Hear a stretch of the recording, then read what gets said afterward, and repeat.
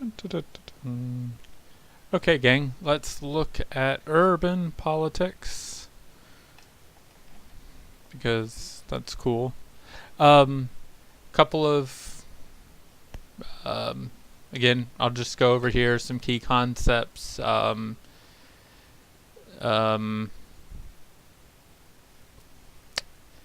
that I hope y'all leave the class understanding. Okay, so first to begin, urban politics involves the politics of cities and county government. Um, Constitutionally, cities and counties don't need to exist, don't have any right to exist. They exist at the pleasure of the state. The state gives cities and counties authority, whatever authority they'd like to give them over whatever geographic region they'd like to give them. And then the authority, blah, blah, blah. The state can get rid of that authority at any time if they want to.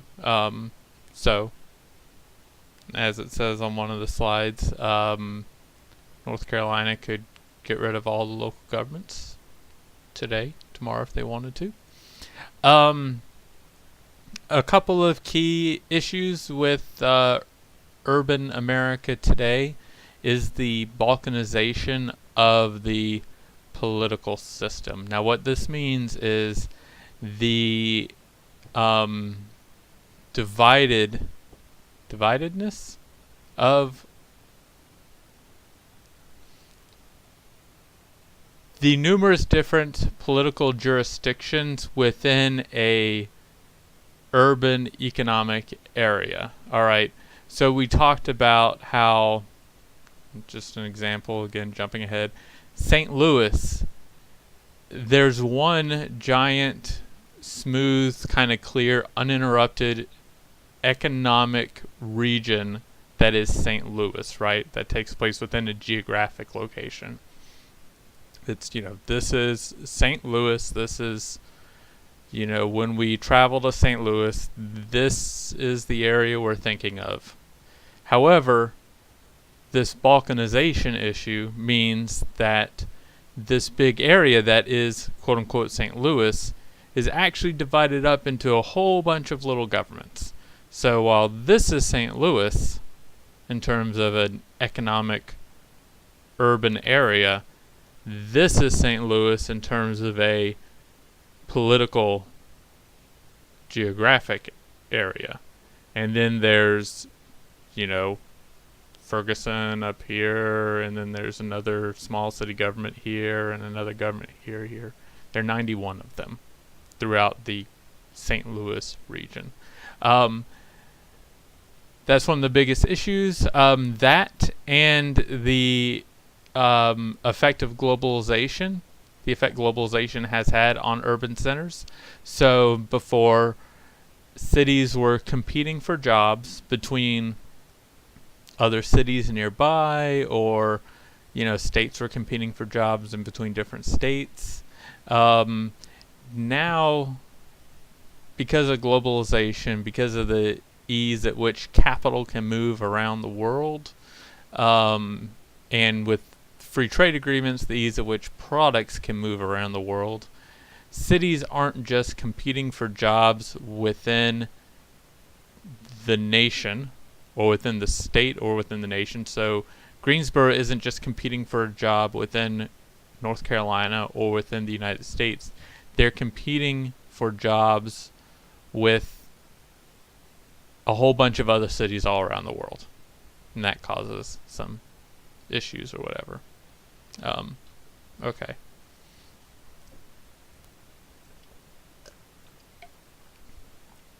Glass is nice. Okay. So, simple concept. When transportation technology was not very advanced, people, had to walk everywhere. Cities stayed very small, right? and they stayed very economically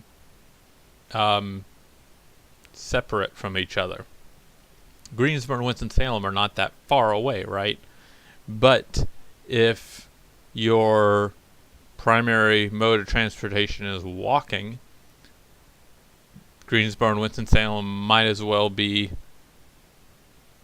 the distance that North Carolina is from California or something, right? So Greensboro and Winston-Salem right now, because of cars and stuff and trains and buses, are very much economically interconnected. While you can tell where Greensboro ends, and then there's some, very low population density, and then Winston-Salem begins. Sort of, if you look at it in terms of an economic system, there isn't really much dividing Greensboro from Winston-Salem at this point. So, with regards to city growth, as transportation technology sort of increased, we got planes, trains, automobiles. Movie? Anybody? Okay. Cities were able to grow. We were able to have all the cities that were close to each other become more economically interdependent upon each other. Jobs were able to move around more. People were able to leave the city, or at least leave the area directly next to where their job was, for homes that were not right next to where their job was, that were a little more quieter and wasn't next to a smokestack.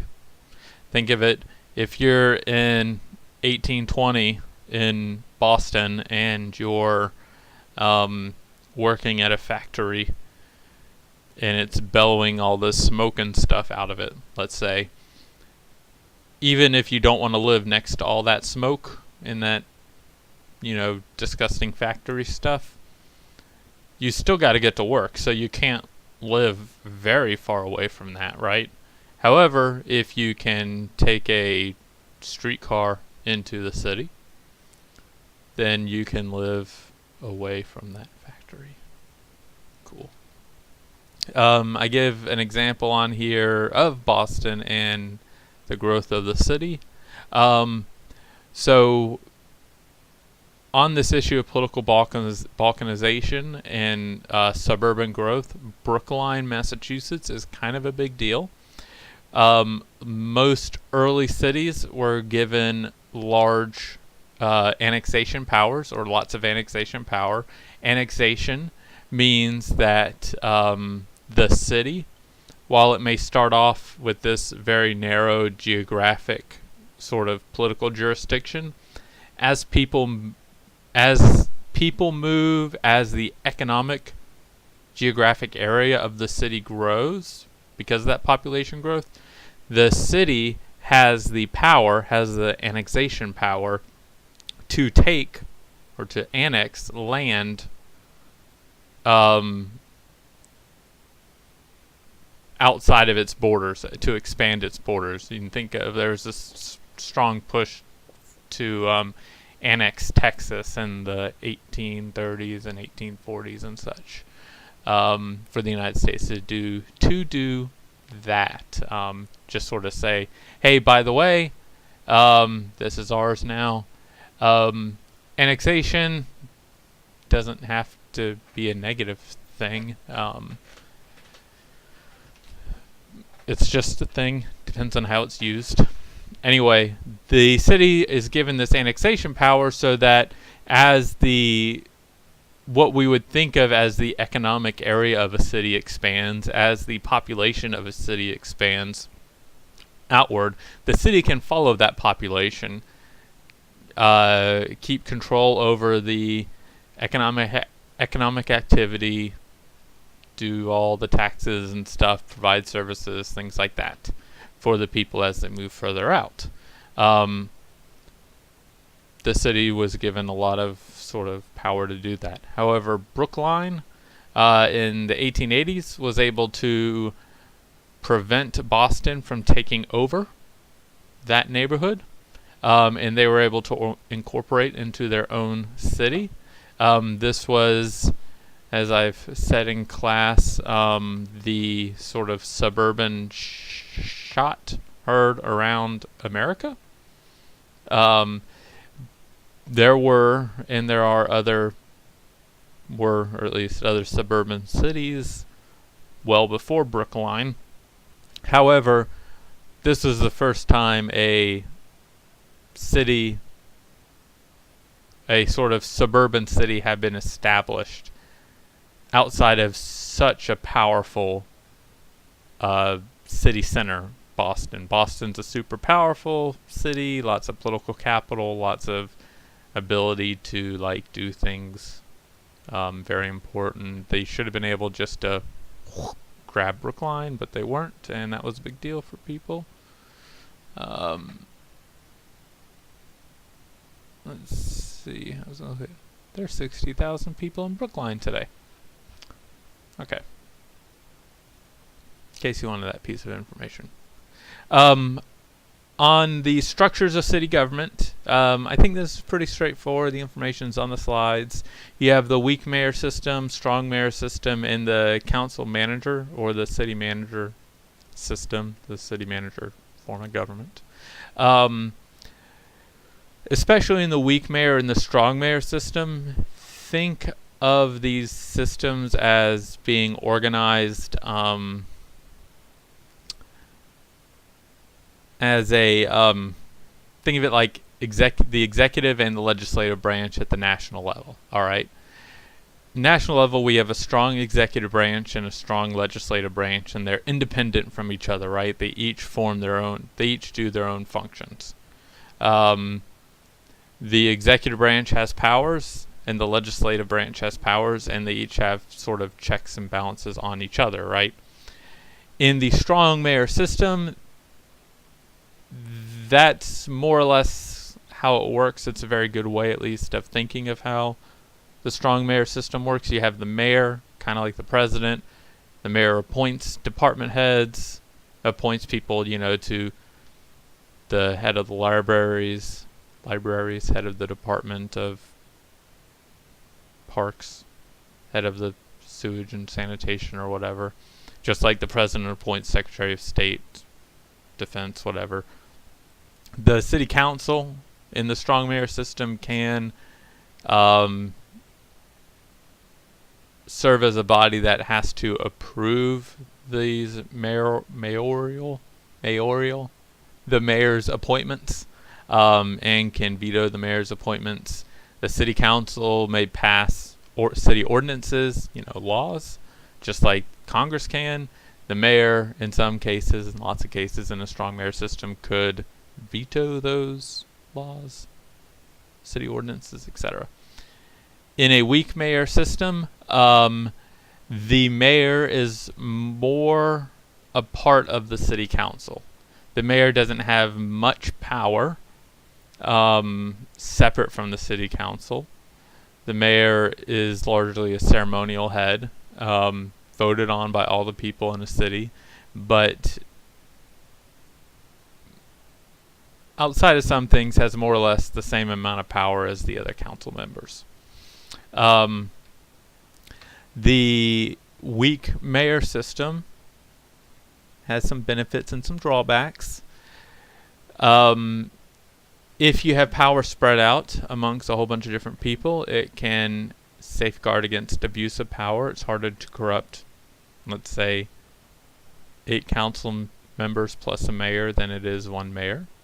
However, there isn't a strong executive authority figure, which can lead to lots of inefficiencies in a weak mayor system. This isn't exactly analogous, but think of the problems that the Articles of Confederation had compared to the Constitution, and think of a weak mayor compared to the strong mayor system. So the Articles of Confederation, everybody had one vote. There was lots of inefficiencies there. There wasn't a voice to kind of drive debate or drive the agenda of the nation. That's where that inefficiency would be. It's not like the Articles of the weak mayor system is not like the Articles of Confederation in the sense that each city council district gets to do its own thing or whatever. But if you can think of the inefficiencies, that maybe it helps. I don't know. Strong mayor system benefits. There's a leader that can drive debate, that can sort of push for certain things to get done, that can serve as a clear representative of the community. The drawbacks are about the possibility of corruption, the use of agencies for partisan purposes. If I'm a strong mayor, if I'm a mayor in a strong mayor system, I could appoint, let's say, I could appoint Katy Perry to be the head of the library system because she's awesome, right? Even though Katy Perry likely doesn't have any experience doing library stuff or, reading books. Okay, so, example. The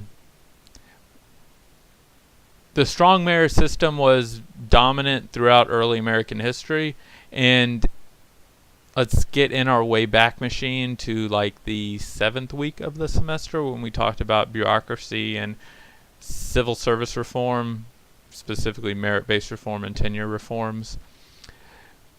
These were adopted in part because of the strong mayor system. In cities across the country, a mayor would get elected and would be able to sort of, strong arm government officials into hiring friends, buddies, relatives, people that helped the mayor get elected, etc. These merit and tenure-based reforms are an attempt to curb that power. So these merit and tenure-based reforms work at the national level, right, in making sure that the national government isn't sort of corrupted by the whatever the sort of political flavor of the day is, that it can do that kind of expert politicking stuff or expert government action stuff. Okay, yeah. And the mayor and the city government, the 10-year merit reform prevents the mayor from having too much control and allows the city government, the actual officials in the city government, to make budget reports and things like that based upon their expertise and not based upon what the mayor wants. The city manager form of government is the government that Greensboro has. The city council appoints a city manager.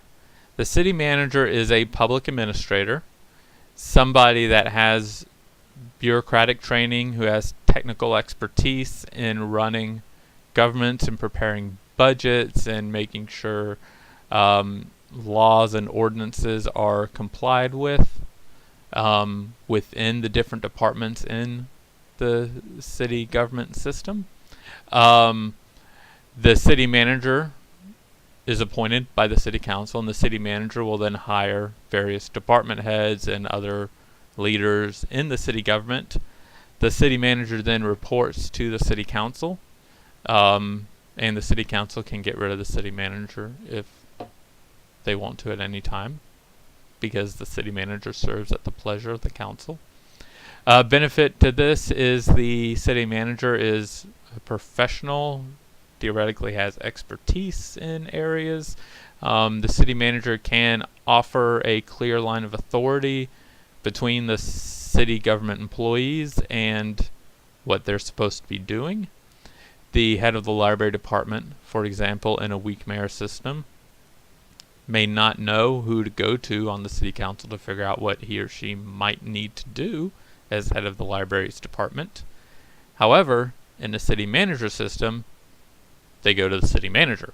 And then the city manager has to answer to the council. Anyway. Drawbacks, there can be power struggles between the manager and the mayor. The line between what is public policy, what is the city council's realm of authority, and what is the city manager's realm of authority, what's an administrative decision versus a policy decision, that can be clouded. And blah blah blah. I need to hit pause to make a quick phone call.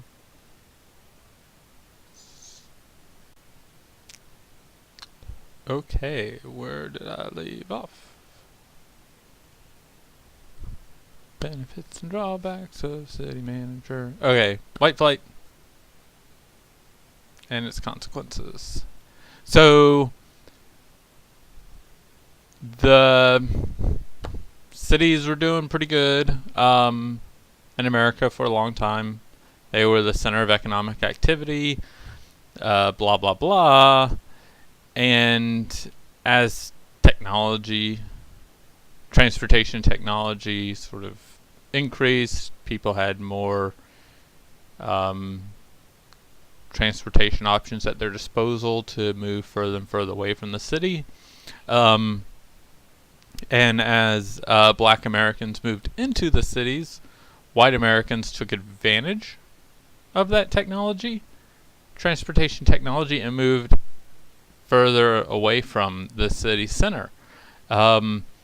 Once they moved out of the city center and out of the city's primary jurisdiction, they then moved to create independent governments, independent suburban municipalities. So when we think of suburban governments, this is where they get their start. In the 1950s, you have the federal highway system start to be built, and it's during the 1950s that we see the peak of the center city's population, or the primary city's population, and every decade since then, it declined. That coincides, with the interstate highway system that allowed white Americans to go further and further out from the city, but then drive and make it into the city quickly for their jobs, and then drive back out again, etc. So I have a list of cities here and their populations in 1950 and then in 2010. Detroit's kind of a massive one, with losing a little over 1.1 million people, 60% or something like that of its population. That's a lot. Chicago lost a lot of people too. Anyway,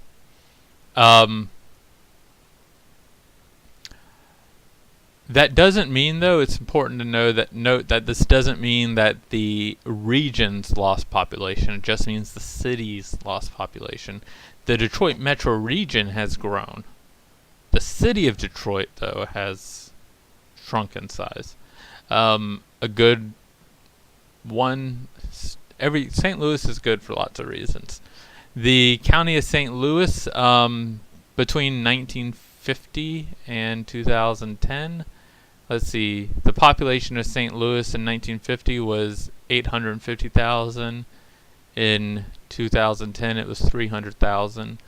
However, St. Louis County hasn't actually lost any population. It's actually grown a little bit over those past 60 years. We see a pretty much direct line. As the population of St. Louis County increases, the population of the city of St. Louis decreases at about the same rate. So Why? Because people are leaving the city center, but not too far outside of the city center. And once they get out there, they're forming their own little communities, their own suburbs, their own political jurisdictions. They formed these political jurisdictions because the whole reason they left the city was to make sure they didn't need to live next to black Americans. So, of course, they're going to form city governments and enact ordinances that prevent black Americans from moving into the city and having political power over them. That's another big deal. If you're in a city and the city is 70% black and 30% white, obviously one of those two races has a lot more votes than the other one.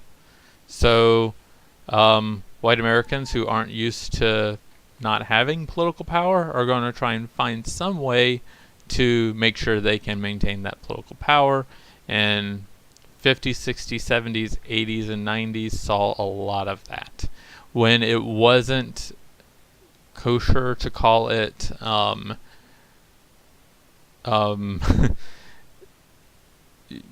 segregation, and we want to make sure we don't live next to black people anymore.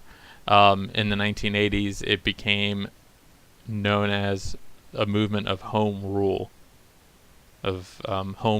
So the idea is people within a specific neighborhood were the best to know what their neighborhood needed. So my neighborhood, for example, is best to knows best what is best for my neighborhood, which my neighborhood could decide what is best for it is that it be a white-only neighborhood. That's the way that the conversation around race began to change around that time. Okay, so political balkanization. It's got that issue, that race-related issue, but it's also developed lots of other problems with urban and regional planning along the way. So you're in 1920 Boston. You've got this large area of people that you sort of control, this large region. You have a large city boundaries, except for Brookline. You can effectively make long-term regional plans, right? Cities are often, have to make plans 50, 60, 70 years in advance, because that's how long it takes some of this infrastructure to get put into place, and then where you place infrastructure is going to determine where people live, and that costs a lot of money. And if you make a wrong decision or don't plan out a sort of coherent plan that far in advance, if you need to change direction midstream, then that's going to cost you a lot of money. If you're building a subway system and you don't plan it out properly, let's say the subway gets up and running, but you don't take into account the demographic changes over the next 50 years correctly, all of a sudden people aren't taking the subway because the subway stations aren't near where residents are, things like that, and it can be a problem. Anyway, with the rise of these local suburban governments, it makes things a lot harder to do this long-term regional planning. St. Louis, for example, has 91, I'm going to say, municipalities, and you got to negotiate with all of those to get something done.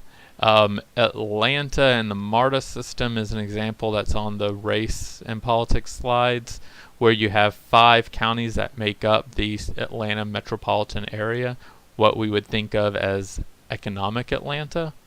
2 of the 5 said, yeah, okay, MARTA sounds like a good idea, the Metro Atlanta, MARTA, Metro Atlanta Regional Transportation Authority, maybe. Whereas the remaining 3 counties, which were predominantly white suburbs, composed of white suburbs, said, we don't want to have anything to do with this mass transit system. We're just fine getting in our cars, driving into the city on the interstate, and then leaving after our 8 to 5 job is done.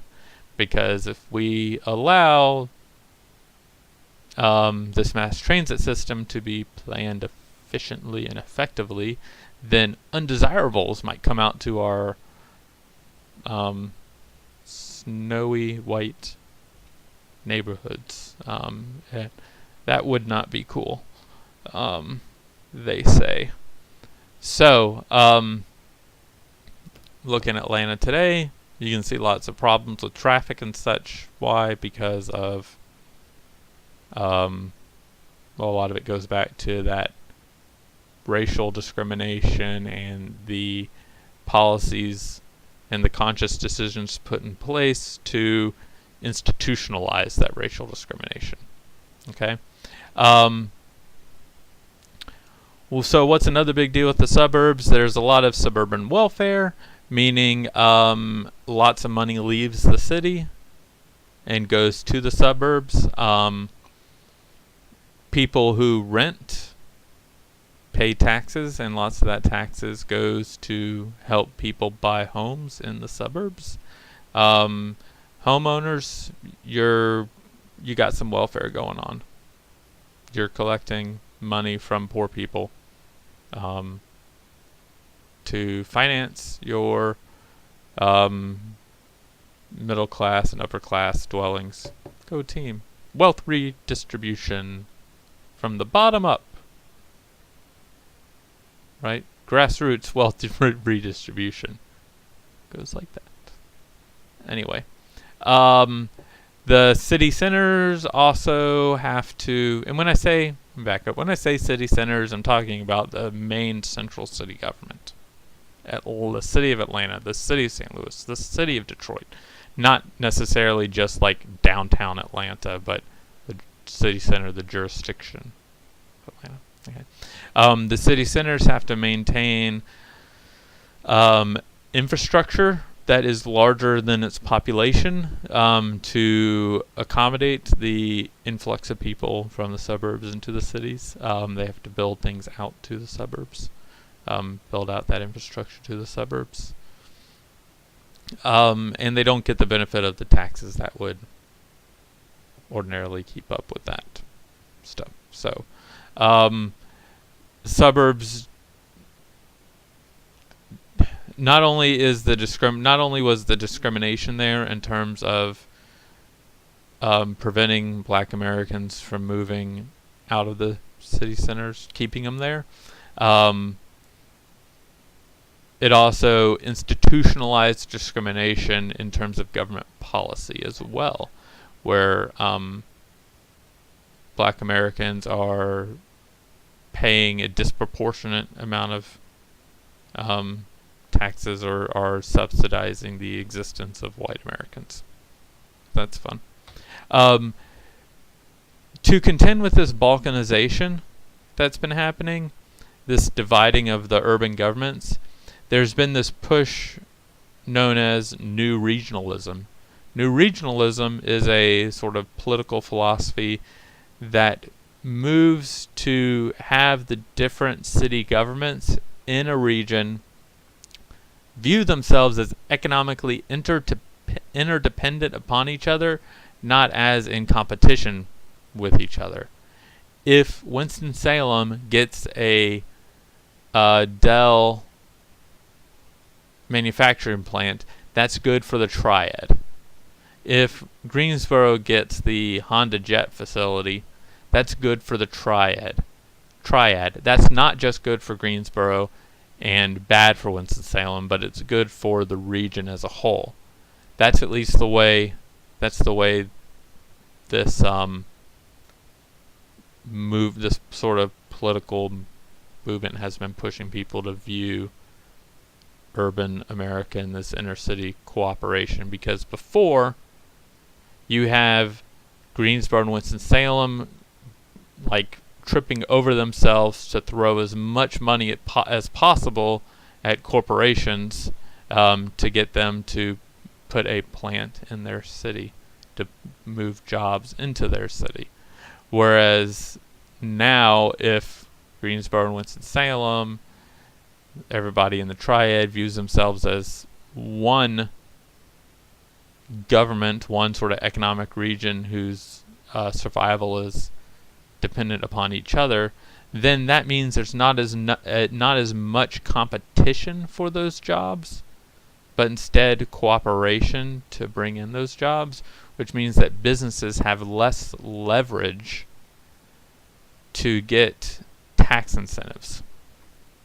Which, editorializing here a little bit, it's funny how we believe that businesses need to be incentivized. It's okay to incentivize businesses and business owners and rich people to get them to do things with their money, to get them to invest, hire people, whatever. We need to find some way to give them money in order for them to do those things, whereas any money we give to poor people, that's not a good incentive. Just saying, if that makes sense. We should incentivize poor people to work by giving them money and giving them a stable footing to work. Right? Incentives for rich people are give them money. Incentives for poor people are take money away from them. That's the way I want to phrase it. That's the way that works. And part of new regionalism is a break from that idea. Not explicitly they incentivize poor people by taking money away from them and incentivizing rich people by giving them money, but this idea that government shouldn't have to incentivize businesses to make a profit. Businesses are going to work to make a profit whether or not government gives them any money, right? Businesses are just going to find a way to make money. That's what businesses do, no matter what the conditions are. So that's urban politics with that fun editorial at the very end. New regionalism, important thing to know about, and understand how it works to, correct the fragmenting of local governments. So I hope that was fun for everybody. Good day.